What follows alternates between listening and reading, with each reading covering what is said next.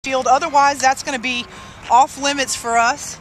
We're going to be staying out of that area, right? Right. What we're doing next week on Monday is laying the drip line on the leach field. So what basically happens is the water comes out of the building, it's treated, and then we run it out through subsurface irrigation lines, typical of a water-efficient landscape.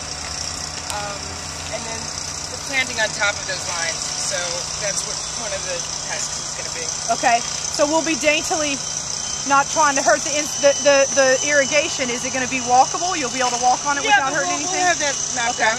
All right, great. Our surveyor will help us. So, and then we're going to be laying pathways. That's going to be an important part of everything. One of the things that's going to happen before your team is getting here is that we're going to have the place graded and ready for us, and the pathway trenched 6 inches so that we'll be able to lay, your team's going to lay the edging on both sides of the pathway, and then also all of the base rock throughout this pathway. And it comes all the way up here, works its way up to the front here, goes around to the back to the amphitheater.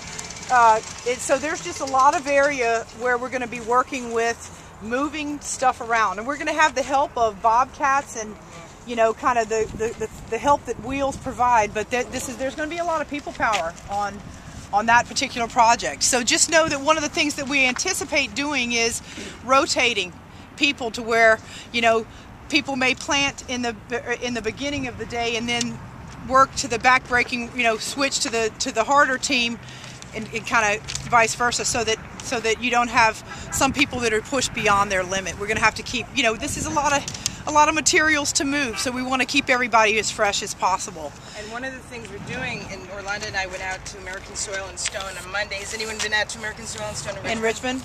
It's the largest stone yard on the west coast, and they are providing us with our decomposed granite, our substrate, our edging materials, our boulders. They're providing us with the main materials for the actual build out of the hardscape.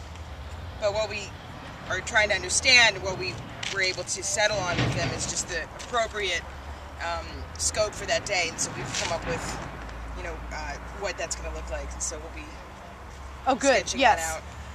Great. But the hardscape essentially is the ADA accessible pathways going up to the building, and then the amphitheater surfacing, and then a small wraparound artery road around the building. So how we anticipate this happening is, because this is a rain or shine thing, and because of the nature of the different steps that would have to be done, we feel like the perfect thing for this team to do would be to lay the base rock and the edging, and then have a professional team come back after and do the decomposed granite with the exact grading to where the water goes off to the path, and also that the ADA accessibility is good, because, you know, there are some things that are great with volunteer labor, and there's some reasons that you obviously want to give props to the people who are professionals in this, and there's some places where you want to step back, and so that's where we were thinking that we would stop there.